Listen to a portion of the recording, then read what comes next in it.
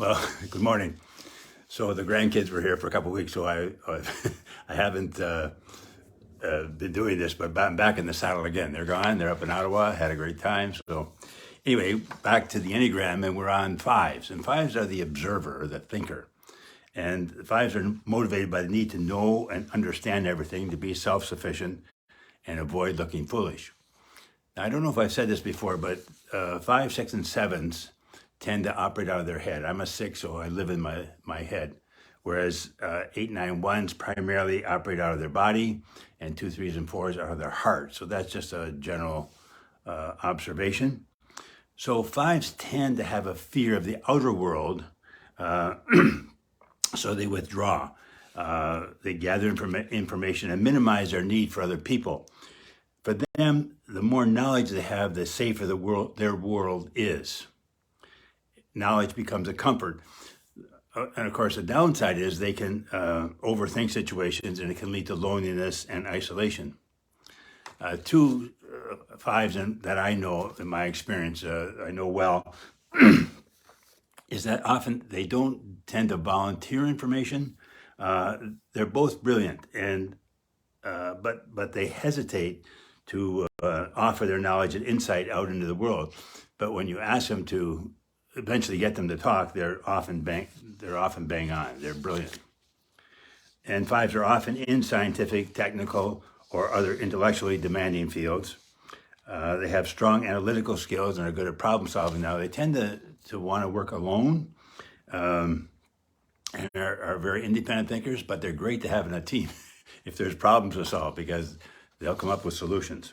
They want to make the world a more enlightened place. So obviously the wings are 4 and 6, and 5s with a more developed 4 wing tend to be more aware and in touch with their emotions, and those with a more developed 6 wing tend to be more loyal, but also anxious, cautious, and often are family oriented, like a 6. Now the movement for a 5 is to 8 and 7.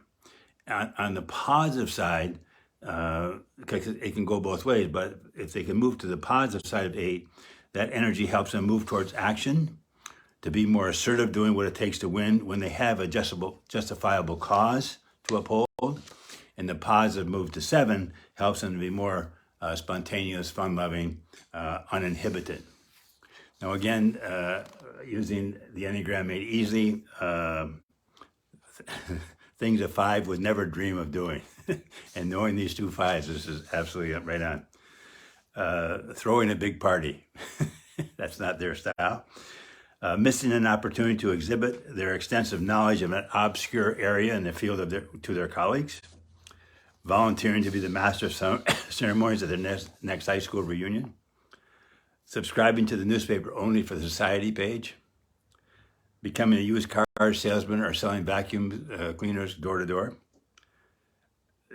This referring to the plants in their garden by their everyday names instead of their Latin names. And for sure, this one, going away with the group where they didn't get a minute to themselves for 2 weeks. No way, no way. So like I said, this is just a basic introduction, quick overview. Obviously, there's lots of information on the Enneagram, but one place to go for sure is my wife's website, Journey to Inner Wisdom, and I know she has information there on the Enneagram, but also I think she's going to do some more workshops on the Enneagram in the fall.